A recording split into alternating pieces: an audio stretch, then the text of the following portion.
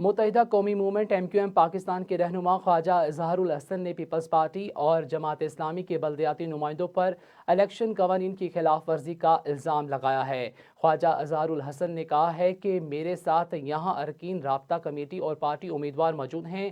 उन्होंने कहा कि कराची में इलेक्शन मुहिम के दौरान सियासी जमातें कायदो ज़वाबित की खिलाफ वर्जियाँ कर रही हैं। इलेक्शन कमीशन आज ही इनका नोटिस लें। MQM रहनुमा ने मजीद कहा कि इलेक्शन शेड्यूल के ऐलान के बाद से इलेक्शन होने तक कवानीन पर अमल दरामद ज़रूरी है। उनका कहना था कि मुकामी हुकूमतों के बाइकआउट के बाद खैराती चेयरमैन बल्दियाती हुकूमतों में आगे आ गए।